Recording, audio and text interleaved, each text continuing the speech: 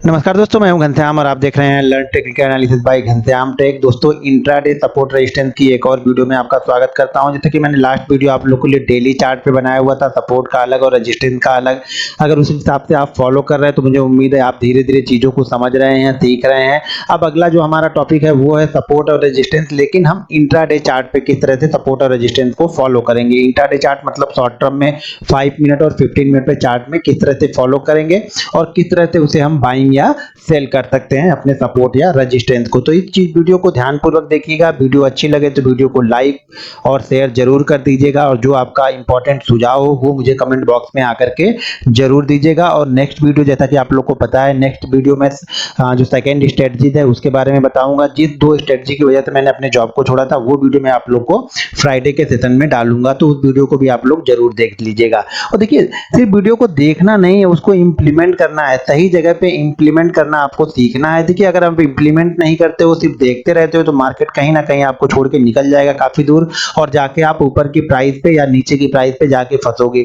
तो डिसीजन आपको बहुत क्विक लेने होते हैं। इंट्राडे में डिसीजन बहुत क्विक लेना होता है। अगर आप गलत हो गए हैं तो भी आपको क्विक डिसीजन लेके अपने लॉस को बुक करके यहाँ पे बाहर निकलना है। तभी आप सपोर्ट रेजिस्टेंस को अच्छी तरह से फॉलो कर सकते हो और समझ सकते हो। अगर आप क्विक डिसीजन नहीं ले सकते हो तो शायद मेरे ख्याल से आपके लिए फिर ये सपोर्ट रेजिस्टेंस इंट्राडे में नहीं फॉलो करना चाहिए। आपको क्विक डिसीजन वालों के लिए ये बेहतरीन मूवमेंट दे सकता है।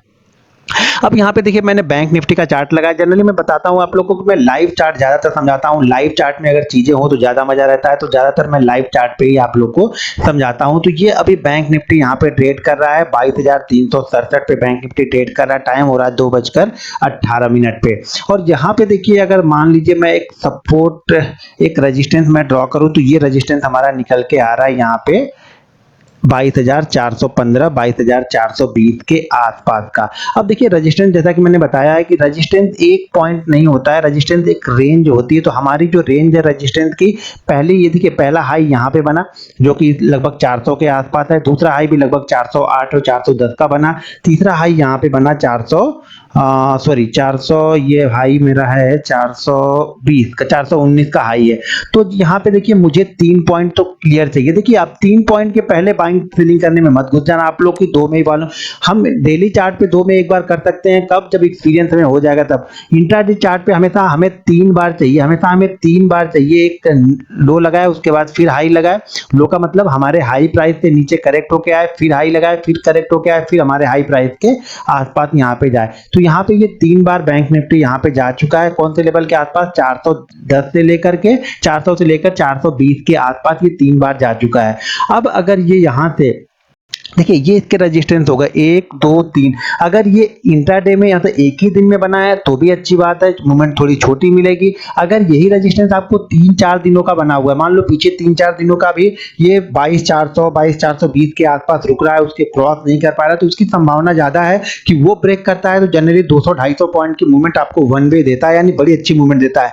ये ब्रेक करेगा तो हो सकता है, देखिए, ब्रेक करने के बाद 10 में से 7 ट्रेड 8 ट्रेड आपके प्रॉफिटेबल होंगे। हो सकता है 420 को ब्रेक करे, ये 460 470 480 तक जाए, वहां से रिटर्न होके जाए। तो इंट्राडे में जैसा कि बताया, इंट्राडे ट्रेड करे तो हमारा प्रॉफिट भी छोटा होता है और लॉस भी हम छोटे प्रॉफिट और छोटे लॉस के लिए हमेशा इंट्राडे ट्रेड करना चाहिए। तो यहाँ पे देखिए, 3 पॉइंट ऑलरेडी हमने यहाँ पे आइडेंटिफाई कर लिए हैं। मार्केट अभी ट्रेड कर रहा है, तो अब हमें क्या करना है? चौथे पॉइंट पे, मान लीजिए चौथे पॉइंट पे ये 422 423, देखिए 419 का हमारा हाई लगा है, तो 4 से 10 पॉइंट के बीच का हम बफरिंग रखते हैं। हर बार ध्यान रखना है कि बफरिंग इंडेक्स में हम ट्रेड कर रहे हैं बैंक निफ्टी में, तो आपको कम से कम 10 से 12 पॉइंट का एक बफरिंग रखना पड़ेगा। यानी अगर 420 के पास इसने ट्रेड किया है तो हम 425 से लेकर 430 के बीच में ये ट्रेड एग्जीक्यूट करेंगे। यहाँ पे हम 420 के ऊपर जैसे निकलेगा वैसे ट्रेड नहीं करेंगे, 425 से लेकर 430 के बीच में कहीं ना कहीं हम अपना ट्रेड यहाँ पे एग्जीक्यूट करेंगे बाइंग साइड के लिए। अब यहाँ पे अगर हमने बाइंग साइड में ट्रेड एग्जीक्यूट किया,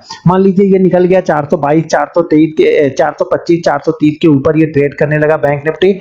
अब यहां से निकल गया तो हमारा एसएल क्या होगा? हमारा एसएल होगा एक स्विंग लो, यानी इस हाई को क्रॉस करने से पहले जो इसने लो लगाया होगा। यानी स्विंग लो अभी यहाँ पे इसने ये लगाया है, ये तो काफी बड़ी कैंडल यहाँ पे दिख रही है, लेकिन ज्यादातर देखिए इस रेंज के आसपास में ये घूम रहा था, मतलब 460 466।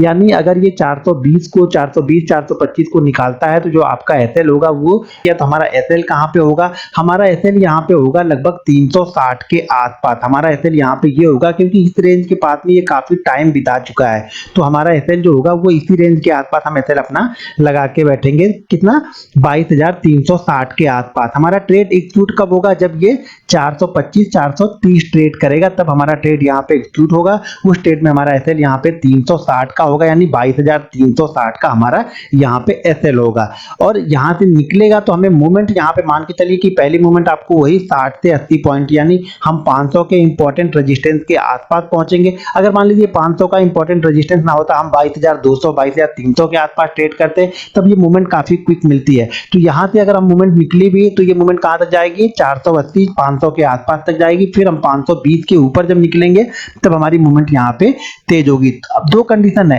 इसको बाइंग करने के लिए दो कंडीशन होती है, या तो आप जैसे ही प्राइस क्रॉस करें, यानी क्रॉस करने का मतलब है कि जैसे 420 का हाई लगा, मैंने बताया 425 से 430 के बीच में हम बाइंग करेंगे, तो आप हर बार उसी चीज को फॉलो करना है। मान लीजिए चार्ट जैसे ही आपने कभी भी देखा इस तरह की सिचुएशन बनी, तो हर बार जैसे ही लेवल को क्रॉस करेगा बाइंग कर लेंगे। सेकंड सिचुएशन ये होगी बाइंग करने की कि आप क्लोजिंग होने दो। देखो दोनों ही चीजें अच्छी हैं, लेकिन आपको क्या सूट करता है, आप किस चीज में कंफर्ट हो। या तो फिर एक कैंडल क्लोज होने दे उसके बाद बाइंग करेंगे, लेकिन फिर अगर ये चीजें आप फॉलो करना तो हमेशा लाइफ टाइम तक यही फॉलो करना कि एक कैंडल क्लोज होने दूंगा तब मैं बाइंग करूंगा। अगर आप क्लोज नहीं होने देते हो, एक दिन क्लोज पे काम करते हो, एक दिन जैसे लेवल को ब्रेक करता है उस पे काम करोगे, तब आप यहाँ पे फंस जाओगे। तो हमेशा एक ही चीज को फॉलो करना है, या तो जैसे प्राइस क्रॉस हो हर बार बाइंग कर लो, जैसा मैं करता हूँ, प्राइस क्रॉस होता है मैं बाइंग कर लेता हूँ, उसके बाद अगर एसएल हो रहा है तो मैं एसएल ले लूंगा। अगर आप क्लोजिंग का वेट करते हो, बहुत सारे लोगों को लगता है कि नहीं क्लोज हो जाएगा तब उनको कंफर्ट आता है, तो क्लोज होने दो, लेकिन हर बार क्लोज हो जाने दो। यानी ये मत करना कि एक बार क्लोज नहीं हुआ तब भी ले लिया, एक बार प्राइस को क्रॉस किया तब लिया, एक बार प्राइस को क्लोज किया तब लिया, हर बार उसी को लेना। अब मान लो यहाँ पे 420 के ऊपर 425 430 के ऊपर निकल के ये 450 460 जाके आता है, तब हमेशा अपने एसएल को आप ट्रेल कर लो, और एसएल को अपने ये जो 400 का लेवल है, हम जो 360 का है हम 380 390 के पास ट्रेल कर लेंगे। अब जैसे ही हमारे लेवल, देखो मेरी कंडीशन ज्यादातर ये रहती है, जैसे हमारे लेवल को निकालता है, मान लीजिए 30 40 50 पॉइंट ऊपर चले गया तो मैं एसएल को भी नीचे से धीरे धीरे 30 40 पॉइंट ऊपर कर लेता हूं।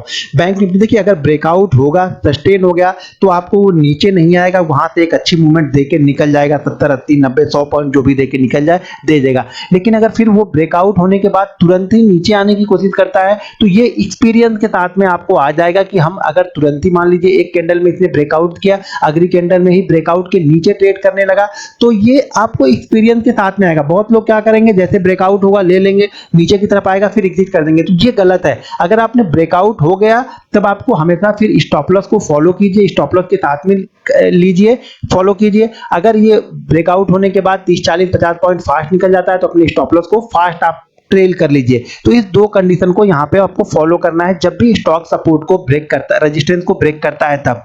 दूसरी चीज ये ध्यान रखनी है कि ट्रेंडिंग साइड में चलना है आपको। मार्केट का ट्रेंड, अगर बैंक निफ्टी का ट्रेंड या स्टॉक्स का ट्रेंड अप साइड में है तो हमें यहाँ पे बाइंग साइड का भी फोकस करना है कि मोमेंटम यहाँ पे तेज होगा। देखिए जो भी मोमेंटम होगा यहाँ पे तेज होगा, बाइंग साइड में निकलेगा तो मोमेंटम यहाँ पे तेज होगा, क्योंकि हमारा व्यू तेजी का है और जो चार्ट है वो हमें बता रहा है कि 500 के ऊपर क्रॉस करेगा तो एक अच्छी मूवमेंट हो सकती है। तो ज्यादातर लोगों का व्यू यहाँ पे क्या है, तेजी का है, तो इसके ऊपर निकलेगा तो मूवमेंट तेज होगा। सबसे पहली बात तो इसके ऊपर निकलेगा, हम तब की बात कर रहे हैं, ये मत आप देखने लगना कि नहीं निकला ही नहीं निकला, कोई बात नहीं, हमारा पैसा तो रुक गया। अब यहाँ पे जो डाउन साइड है, अब मान लीजिए तो हम लोग सपोर्ट को रेजिस्टेंस को हमने ट्रेड किया। अब यहाँ पे सपोर्ट देखिए, सपोर्ट भी इसी लेवल के आसपास में यहाँ पे बन रहा है, वो लगभग बन रहा है 260 से लेकर के 280 के बीच में, 200 एक मिनट, ये लेवल है हाँ 260 के आसपास।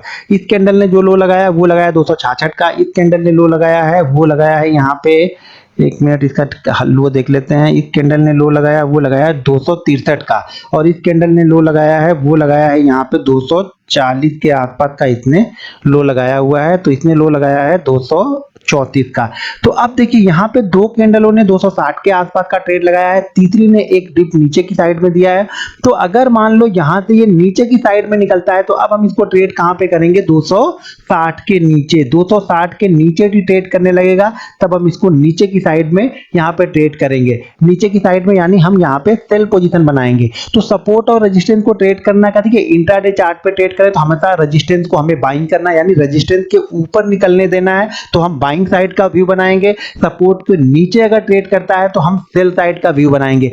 हम सपोर्ट पे बाइंग नहीं कर रहे हैं, यहाँ पे ध्यान रखिएगा, सपोर्ट पे बाइंग नहीं कर रहे हैं, रेजिस्टेंस पे सेल नहीं कर रहे हैं। ये दो अलग अलग थ्योरी है, कैंडल स्टिक की थ्योरी अलग है और सपोर्ट रेजिस्टेंस की थ्योरी। देखिए जो मैं फॉलो करता हूं वो बता रहा हूं। बहुत सारे लोग सपोर्ट पे बाइंग करते हैं, लेकिन मैं इंट्राडे ट्रेडर हूं, मुझे महंगा खरीदना है और महंगा बेचना है, मुझे सस्ता खरीदना है और सस्ता बेचना है। इंट्राडे में आप सस्ता खरीद के महंगा बहुत कम बार बेच पाओगे। हमेशा इंट्राडे ट्रेडर महंगा खरीदता है और महंगा बेचता है, जो इन्वेस्टर होता है वो सस्ता खरीद के महंगा बेचता है। तो ये चीज ध्यान में रखना हर समय कि हम ट्रेंड को फॉलो करते हैं, यानी मार्केट जिस साइड में जा रहा है हम उस साइड में फॉलो करते हैं रेजिस्टेंस को, यानी रेजिस्टेंस को क्रॉस करेगा तब मैं बाइंग करूंगा। मैं यहाँ पे बाइंग नहीं करूंगा, इस जगह पे बाइंग नहीं करूंगा कि शायद रेजिस्टेंस को क्रॉस कर ले, इस उम्मीद में मैं बाइंग नहीं करूंगा। मैं हमेशा बाइंग करूंगा कि जब ये यहाँ से निकलना स्टार्ट कर दे। अगर ये स्टॉक्स है, मान लीजिए ये इंडेक्स ना होकर स्टॉक्स होगा, तो यहाँ पे आप वॉल्यूम भी देख लेना थोड़ा सा, यहाँ पे इंट्राडे का वॉल्यूम देख लेना उस कैंडल का, जिस कैंडल में हम क्रॉस हो रहा है कि एक अच्छे वॉल्यूम के साथ में हमने क्रॉस किया है,